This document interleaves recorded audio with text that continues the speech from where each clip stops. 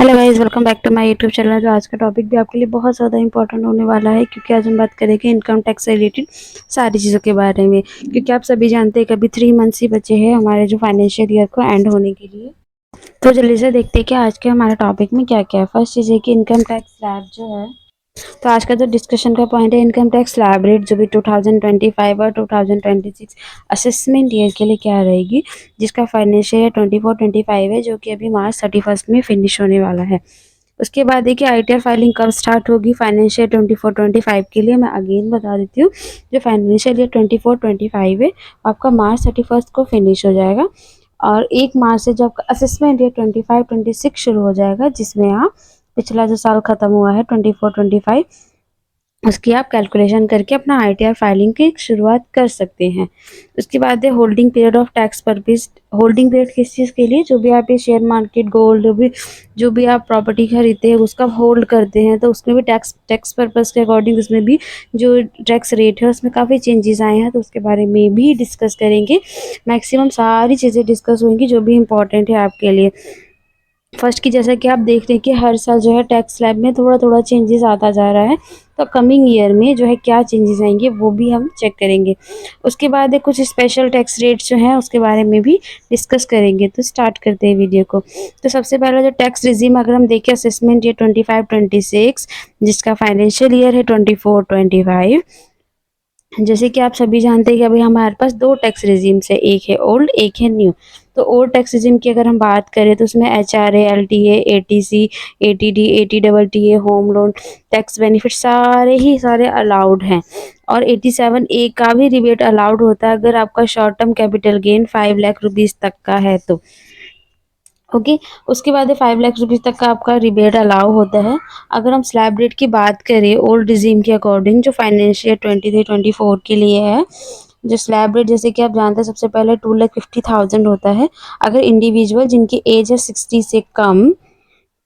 ठीक है, तो 2,50,000 तक तो 60 से कम हो, 60 से 80 के बीच में, या 80, तीन एज ग्रुप्स होते हैं। फर्स्ट है 60 से कम, सेकंड है 60 to 80 एंड थर्ड है 80 ईयर्स अबव। ठीक है, तो तीनों के लिए 2,50,000 तक तो नील होता है। उसके बाद 2,50,000 से 3 लाख तक की बात करें तो 5% होता है बिलो 60 के लिए, 60 to 80 के लिए नील, और 80 अबव के लिए तो नील ही है। उसके बाद जो 3 लाख से लेकर 5 लाख तक का जो स्लैब रेट है उसमें इंडिविजुअल्स को 5 लाख 5% है। 60 to 80 के लिए यहाँ पे 5 लाख लगना शुरू हो जाए, 5% शुरू हो जाएगा। बट अबव 18 के लिए अभी भी कोई भी टैक्स रेट नहीं है, यहाँ पे नील ही है। इट मीन्स अगर कोई पर्सन 80 अबव है एंड उसकी अर्निंग 5 लाख तक है तो उसका जो टैक्स है वो नहीं लगता है। उसके बाद अगर हम 5 लाख से 10 लाख तक की स्लैब रेट में आते हैं तो बिलो जो 60 एज के हैं उनका 20% आएगा। रेसिडेंट जो सीनियर सिटीजन जो आ जाते हैं 60 to 80 के बीच में उनका 20%, सेम उनका भी जो है कितना है 20%। यहाँ पे स्लैब रेट जो है सबके लिए सेम है, मीन जो 60 से बिलो है या 60 से 80 के बीच में है या फिर 80 के बीच में है। और अबव 10 लाख में भी सेम वही चीज़ है, 30% है। तो अगर हम इन शॉर्ट अगर हम देखें तो 2,50,000 तो सबके लिए नील है। ठीक है, उसके बाद 3 लाख तक के लिए सिर्फ बिलो 60 के ही जो है वो टैक्स लगेगा। और अगर हम 5 से 10 लाख तक की जो 2 स्लैब होती है, 5 से 10 लाख और 10 अबव की अगर हम बात करें तो 5 तो सबका क्या है 20% है, 5 से 10 लाख तक के 20% है, और 10 से अबव तक के लिए सबके लिए जो है इक्वल 30% का रेट है। ये हमारा ओल्ड रिजीम है जिसमें काफ़ी सारे टैक्स बेनिफिट्स भी होते हैं, कई सारे जो एग्जम्पशंस होते हैं वो भी अलाउ होते हैं, रिबेट भी अलाउ होते हैं।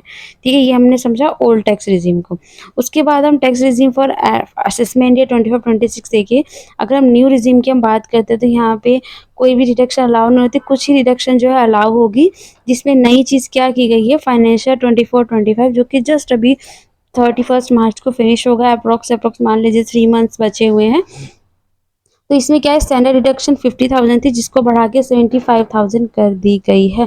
प्लस उसमें एक चीज़ और की गई है, स्टैंडर्ड डिडक्शन जो पेंशन है उनके लिए 25,000 या फिर 1/3 ऑफ द पेंशन जो भी लोअर होगा उनको ये डिडक्शन दी जाएगी।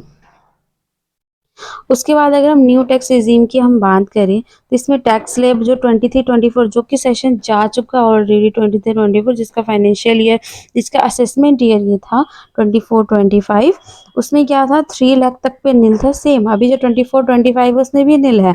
3 से 6 की बात करें तो 5% है बट यहाँ पे जो 23-24 में 6 लाख तक है बट 24-25 में 3 to 7 लाख है मीन्स 1 लाख जो है और बढ़ा दी है जिसपे इंटरेस्ट जो टैक्स रेट है वो 5% है। सेम वही बात है पहले 6 to 9 लाख पे 10% हो रहा था बट अभी 7 to 10 लाख पे 10% हो रहा है मीन्स कि थोड़ा सा टैक्स जो है आपका बच रहा है। उसके बाद 9 से 12 पे आपका 15% था बट अब जो है 10 to 12 पे आपका जो है 15% टैक्स लगेगा।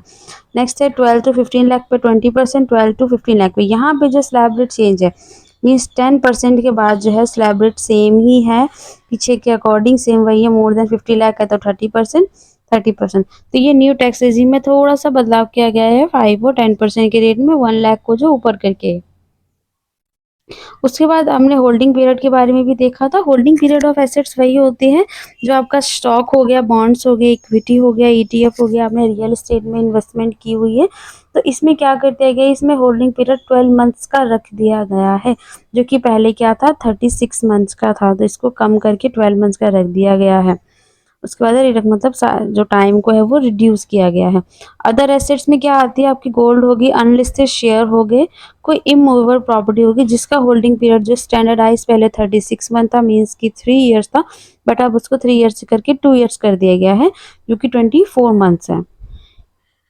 तो टैक्स में क्या अपडेशन की गई वो भी देखिए। दो तरह से होता है, एक होता है लॉन्ग टर्म कैपिटल गेन, एक होता है शॉर्ट टर्म कैपिटल गेन। जो लॉन्ग टर्म कैपिटल गेन है उसमें कई जगह 12 मंथ्स का कर दिया गया है, कई जगह 24 मंथ्स का कर दिया है गया है। जो स्टैंडर्ड टाइम है वो डिडक्ट किया गया है। तो यहाँ पे हम बात कर लेते हैं रेट्स की। जो पहले जो रेट था वो 10% था, जो न्यू रेट है वो 12.50% है। बेशक से रेट यहाँ बढ़ाया गया है बट यहाँ पे एग्जेम्पशन लिमिट भी 1.25 लाख की एक इंट्रोड्यूस की गई है। इनिशियली क्या थी, कोई एग्जेम्पशन नहीं थी। तो यहाँ जो न्यू रेट बढ़ा के एग्जेम्पशन भी जो है लेकर आए हैं लॉन्ग टर्म कैपिटल गेन में। शॉर्ट टर्म कैपिटल की बात करें तो यहाँ पे प्रीवियस रेट जो है 15% है, 15% था, न्यू रेट 20% है। एग्जेम्पशन इसमें कोई भी नहीं लेके आई गई है। अब रेट तो इसमें बढ़ा दिए हैं बट इसमें एक चीज़ और भी है, इंडेक्सेशन का जो बेनिफिट्स है वो रिमूव कर दिया गया है जो कि टैक्स पेयर को अलाउ था। जो कॉस्ट जो एक्विजिशन जो प्रॉपर्टी होती थी उसके इन्फ्लेशन से होता था, ठीक है, तो वो चीज़ रिमूव कर दी गई है। तो ऐसा नहीं है कि लॉस हो रहा है, कई केसेस में जो बेनिफिट भी हो रहा है। इसके लिए ऑलरेडी वीडियो अपलोड है तो आप उसको भी देख सकते हैं जहाँ पे प्रॉपर एग्जांपल के थ्रू जो है डिस्कस किया गया है। फिर भी अगर आपको कोई भी कन्फ्यूजन होती है तो आप नीचे कमेंट बॉक्स में ज़रूर लिख के बताइए। नेक्स्ट है एनपीएस के कंट्रीब्यूशन में भी कुछ चेंजेस की गई हैं। क्या किया गया है, जो डिडक्शन लिमिट है एम्प्लॉयर के एनपीएस के लिए पहले वो 10% ही था। मीन्स अगर कोई भी गवर्नमेंट एम्प्लॉय है या कोई भी जो भी एनपीएस में एनरोल है वो पहले सिर्फ 10% ही जो है अपना डिडक्शन करवा सकता था बट अब 10 को जो 14% कर दिया गया है। तो इससे क्या है, उनकी इन्वेस्टमेंट बढ़ेगी जिससे उनको एक्स्ट्रा इंटरेस्ट रेट भी मिलेगा, बेनिफिट मिलेगा, प्लस उनका जो है टैक्स भी बचेगा। तो ये था गवर्नमेंट एम्प्लॉयज़ के लिए जो एनपीएस में एनरोल है उनके लिए ये काफ़ी बेनिफिट की चीज़ है। उसके लिए अब हम मेन पॉइंट ये है कि वाइटर फाइलिंग कब शुरू होगी, कौन से सेशन की, फाइनेंशियल ईयर असेसमेंट की। अगर आपको अभी भी फाइनेंशियल और असेसमेंट में कोई भी कंफ्यूजन है तो आप नीचे कमेंट बॉक्स में लिखिए, मैं आपको एक बार और बता देती हूँ। फाइनेंशियल ईयर वो होता है जिस साल में हम अर्न कर रहे होते हैं और कोई भी फाइनेंशियल ईयर अप्रैल 1 से लेकर 31 मार्च के बीच में रहता है। जैसे कि अभी जो फाइनेंशियल ईयर जो हमारा चल रहा है वो 1 अप्रैल 2024 से शुरू हुआ है जो कि 31 मार्च 2025 को ख़त्म होगा। तो ये फाइनेंशियल ईयर हुआ। असेसमेंट ईयर नेक्स्ट ईयर जो फाइनेंशियल ईयर खत्म होता है 31 मार्च को, जो 1 अप्रैल से उसी फाइनेंशियल ईयर का असेसमेंट ईयर चालू होता है। असेसमेंट ईयर मीन्स जो भी फाइनेंशियल ईयर में हमने अर्न किया है उसको हम असेस करके, चेक करके, कैलकुलेट करके अपना टैक्स फाइल करते हैं। तो जैसे कि फाइनेंशियल कब एंड होगा 31 मार्च 2025 को, तो आप वेरी नेक्स्ट डे से मीन्स 1 अप्रैल से अपना आईटीआर फाइल करना शुरू कर सकते हैं। कुछ फॉर्म्स होते हैं जो कि तुरंत से जो एक्टिव नहीं होते हैं बट जो भी एक्टिव हो जाते हैं आईटीआर 1-4 ये जल्दी एक्टिव हो जाते हैं तो आप आईटीआर फाइल को कर सकते हैं। लास्ट डेट क्या होती है बिना पेनल्टी के 31 जुलाई 2025 होती है। लास्ट ईयर क्या हुआ था कि लास्ट ईयर 31 जुलाई है, यहाँ तक अगर आप फाइल कर देते हैं तो बेस्ट है। अगर आप इससे लेट करते हैं तो आप न्यू रिज़्यूम को आप रिज़्यूम को चेंज नहीं कर पाएँगे। अब बाय डिफ़ॉल्ट आपकी न्यू रिज़्यूम ही होती है। बट एक चीज़ आपको ध्यान रखनी है, अगर आपको ओल्ड रिज़्यूम में बेनिफिट मिल रहा है, तो ओल्ड रिज़्यूम की जो फाइलिंग लास्ट ईयर के अकॉर्डिंग अगर सेम इस साल भी हुआ तो 31 जुलाई से पहले-पहले ही कीजिए, क्योंकि उसके बाद अब रिज़्यूम चेंज करने का ऑप्शन नहीं मिलता है। उसके बाद इन केस किसी भी रीज़न से आप आईटीआर फाइल करना भूल जाते हैं या आपने गलत फाइल कर दिया है, अपडेट करना है, ये जो भी केसेस होते हैं, तो आप बिलेरी आईटीआर 31 दिसंबर 2025 तक कर सकते हैं। तो ये थी एक बहुत ही इम्पोर्टेंट इन्फॉर्मेशन आईटीआर से रिलेटेड। एक बार मैं दोबारा से आपको बता देती हूँ क्या-क्या आज हमने डिस्कस किया। असेसमेंट ईयर कौन-सा होता है, कब हम शुरू कर सकते हैं, होल्डिंग पीरियड क्या है, स्लैब रेट क्या चेंजेस हुए कमिंग ईयर के लिए और स्पेशल रेट्स क्या चीज़ है। तो ये तो हमने ओल्ड रिज़्यूम के जो है स्लैब रेट्स देखे, यहाँ पे हमने न्यू रिज़्यूम का भी देखा। जो स्टैंडर्ड डिडक्शन है वो पहले 25 था, फिर 50 किया, अब जो है 75,000 है। मतलब अभी जो फाइनेंशियल ईयर चल रहा है, आप 75,000 रुपीज़ का डिडक्शन ले सकते हैं, अगर आप सैलरीड पर्सन हैं तो। उसके बाद है पेंशन का, जो पेंशन होल्डर्स हैं उनके लिए डिडक्शन क्या कर दिया गया है, 25,000 या फिर 1/3 ऑफ द पेंशन, जो भी लोअर रहेगा। सपोज़ दैट आपकी 1 लाख रुपए की पेंशन आ रही है मेन डे, तो अगर आप उसका 1/3 करते हैं अप्रॉक्स 33,000 आएगा, तो आपको 33,000 नहीं, आपको 25,000 का स्टैंडर्ड डिडक्शन वहाँ पे मिलेगा। न्यू रिज़्यूम हमने देख ली, न्यू रिज़्यूम में इस बार हमें 1 लाख का बेनिफिट मिल रहा है। पहले 3 टू 6 के लिए 5 लाख था, बट अब 3 टू 7 के लिए 5% का 5% जो है टैक्स रेट लगेगा।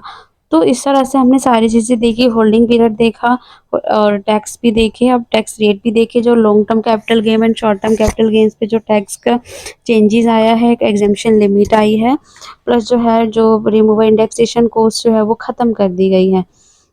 एनपीएस का कंट्रीब्यूशन इंक्रीज़ किया गया है, प्लस जो भी आईटीआर की डेट की फाइलिंग डेट्स थी वो हमने चेक की। होप सो कि आपको वीडियो जो है काफ़ी इन्फॉर्मेटिव लगी होगी, तो आप चैनल को ज़रूर सब्सक्राइब करें और बेल आइकन को ज़रूर प्रेस करें। इन केस आपको कोई भी कन्फ्यूजन है, आप नीचे कमेंट बॉक्स में लिख सकते हैं। एंड आईटीआर फाइलिंग के लिए किसी भी चीज़ की, आईटीआर से किसी भी चीज़ के लिए आपको कोई भी क्वेरी है, तो आप नीचे कमेंट बॉक्स में लिख सकते हैं या कॉन्टैक्ट कर सकते हैं। So thanks for watching my video. Thank you so much.